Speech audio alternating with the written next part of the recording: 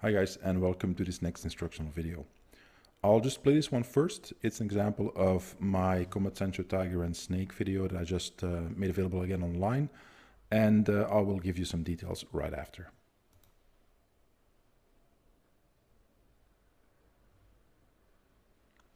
So what's going on here? A bunch of stuff. This is just one of the examples I gave of how you can see anything that is presented to you as a gift. Meaning, if there's an arm here that he is putting in your range and it's close by, you can use it against him, do something with it. In this particular case, I was showing how you can use a wrist grab to do twisting motions that actually set up a bunch of other techniques. Now, obviously, this is a static example. What I show here would be, for instance, applicable when you have to do a preemptive technique and you want to take somebody down and he doesn't get a say in it. So you have to do it quickly and set it up correctly and so on. For a variety of reasons, this is one of the ways that you can do it. Obviously, it's not the only one, but this is something that I like to do and have had success with. So what you're going to do here is a bunch of things. Once you grab that wrist, and it could have been an elbow, could have been his sleeve, could have been other things, but I like to grab the wrist because it demonstrates the concepts that I'm using really well. So what I will do is do a semicircular motion to my right side. And that is actually going to torque his whole body into a position where he is actually not really well placed to do much. So first things first, you absolutely need to have a 90-degree angle at his elbow. Don't open it up, don't bend it more, keep it at about 90 degrees. For the vast majority of people, that's going to be the best lever that you can use against them. So what this does, if I do this correctly, is actually put him really in a bad spot, because if you look, his left hand here is going to take a relatively long path before he can even reach me. And he's going to have to be able to rotate his left shoulder forward to reach me with that left hand. So he's not going to be able to do that as long as I have control of his wrist and keep him in this position here. Now, mind you, I haven't stopped torquing. So it's not because I stop moving my hand that the torque that I'm putting on his arm is released. Quite on the contrary, it's staying present. And if he should move, I would compensate with my left arm and try to squeeze and rotate his wrist a little bit more. But the main thing is that this is not a stationary position. You don't stay here. Now notice again, he's also slightly off balance. So I'll rewind a little bit so you can see it.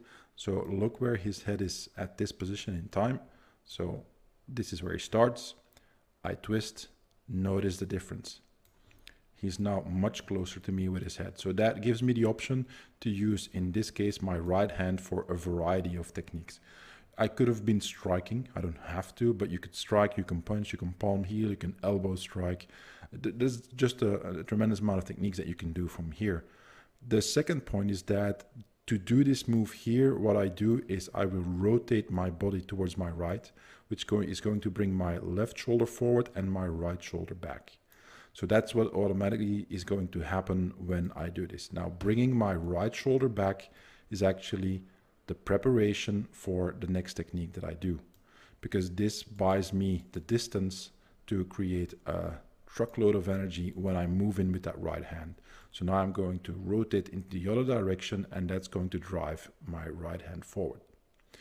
Now, I'm being gentle here. I don't want to injure Brian, and this is a low-level situation. I haven't hit him, so I don't intend to hit him.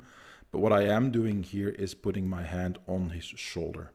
Now, it could have been his face. Again, I could have punched him, I could have hit him, I could have elbowed him, but I'm just doing a relatively soft takedown. So I'm controlling his upper body, and what I will then do is keep rotating my body towards my left this time, and that's going to drag him over and backwards off balance. As I do that, notice that I'm using my right leg to sweep backwards and take away his right leg, so he falls as his upper body is being dragged down into the opposite direction. So it's a basic back sweep. So we go down, and then I squat down. So you see that I sink down into my stance. I lower my position to make sure that I don't follow him to the ground. Once I hit the floor, you notice that he still has an arm here, which is relatively close to me. He has tried to latch on to me and managed, about for half and half to succeed. But I don't let that just slide. So I'm immediately going to, oh, that's the wrong one. So I'm immediately going to wipe backwards swipe that away from me and control that arm and actually put it in a good position. I can snap the elbow here because I have his arm is actually here stuck between my leg and my other arm. So I got a fulcrum that I can put leverage on. So I can, if I slide my right elbow up, grab his wrist and I yank this straight down, for instance, I can snap that elbow relatively easily and there's not much you can do about it. So that's the finishing here. Obviously, I was able to finish off with my left hand. I can keep control of his right arm here, and then I can use my left arm to strike down and hit him in the face if I wanted to finish it here, should the switch from a soft technique to a hard technique be necessary. Now, a small detail. I'm gonna fast forward a little bit, and here you can see, so Brian was here with his left arm on the floor, point of the elbow and forearm. So he was unable to use that left arm against me. And that is the way that I controlled his takedown, the way that I manipulated him to the floor, meant that he felt slightly on his side. So he took his weight on it. And then I stuck immediately to him with my right leg and I levered his other arm against it. So he didn't really have far to go. So that left him with very little options and me with a lot of options. So that is what we're doing here. Now, as a little bit of additional detail, this is not an arm swing. So if this is my shoulder joint and my hand is over here, I'm not going to just swing it about. That wouldn't accomplish much.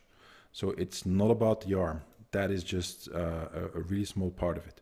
What I will do is primarily use an absorbing force into my legs so that I'm taking the slack out of my joints there. And that is going to allow my hips that you see here. The right hip is slightly going to rotate backwards like this, and the left hip is going to rotate forwards.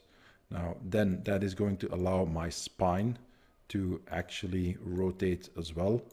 And that is the last part to bring my left shoulder forward. And that is going to drive that arm in a semicircle upwards towards my right. So it's a full body movement. It's not just the arm, it's the full body. And actually my bicep that is going to bend my arm and bring his hand in an upright position does a relatively little work because my whole body is behind the move. So that's the key in making it work, even against bigger guys, because it's one of those moves that a lot of people don't expect. This is the kind of thing that, you need to commit to it. You don't do it half and half. You just go for it and just use full body power, full body force to yank his arm up and in that semicircle to make sure that he's immediately off balance. You don't do it half-heartedly or it's going to backfire. So that's one thing. Another point is that this was just one of the demonstrations that I did during the shooting of this video. That was just me showing examples. I wasn't really, pre-planning this. I had obviously had a scenario, but this was just one of those off-the-cuff examples that I gave. Then look at my right hand here, my right arm here. It's a little bit low. Now, in the scenario that I was trying to explain here, it's not something that you're already fighting. You're not in an on guard or a position or a fighting stance. So it's okay for my right hand to be low. It would have been better though if I would have brought it up as I did the next movement. So as you rotate here, what I should have done is actually put my right hand here. So that would have made it even better, because that would have made sure that the amount of distance that I have to cover towards his face isn't too big. And if I would have had my elbow in a bent position like this and my hand over here, that would have been pretty much perfect. I could have still have plenty of time to open up my arm if I wanted to do a swinging motion, but I would also have been able to do a bunch of other things. So that's the small little detail. And then a final detail that I want to point out is look at what's going to happen with Brian's left arm, what he does instinctively and what he does well. And that's one of the reasons why I improvised that, so I can work with instinctive movements that people have, so I can demonstrate how it all works. He blocks it. He tries to block. You can see that he brings his right hand up here and he tries to stop me from doing that, which is perfectly fine. There's nothing wrong with that. That is calculated into the technique that he's going to do that. The main point one of the reasons why I'm going for his shoulder here is that if I go for his shoulder, it doesn't matter if he puts his hand there. I don't care. It doesn't really matter. So that's the first thing. As long as I have a good control of his shoulder here, and if I have my legs here in the right position to step behind him, and if I start from this position where he is off balance, look again at the position that his spine is in. He's in a diagonal position that leaves his hips slightly at an angle as well. He's got a lot of weight on his right leg. He doesn't have that much weight on his left leg. So he's in an awkward position. That's the main thing. If I can get that, then it doesn't really matter if he blocks, because there's not much he can do to stop me anyway.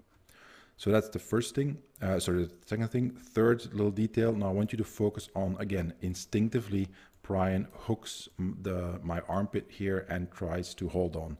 This is the most instinctive reaction that you'll see. What you can also see is that he can try to control and grab with his left hand, grab my arm as well. But it's mainly this position here that he underhooks me at the armpit with his right arm. That's what a lot of people find concerning. It isn't necessarily a huge deal. It's only a huge deal if he is very well trained and automatically grabs me with him. But then I should have, I should have set it up more properly. But the main thing that you want to have here is expect this to happen. And the way to counter this is what I'm doing next, is sinking down into my stance as he falls. Not before, not after, but as he falls, he goes down, I sink down with him as soon as he loses his balance, and the fall and the back sweep has its effect. So he's going down and I squat down. You can see how I bend my knees and I am in a low position. So that makes it very hard for him to have a good handle on me as he falls to the floor, and actually frees me up to use that arm against him. So always expect your opponent to resist, always expect him to make your life more difficult. Don't assume that it's just going to be easy, but try to work around that. So that is an example of the way that I like to do this technique. And in the next video, I'll show you the opposite example using his other arm. As always, thank you for your support here on Patreon. I hope you enjoy this one. And if you have any questions, just leave me a note on the Patreon post in the comments, and I'll talk to you guys there then. Okay, thanks and take care.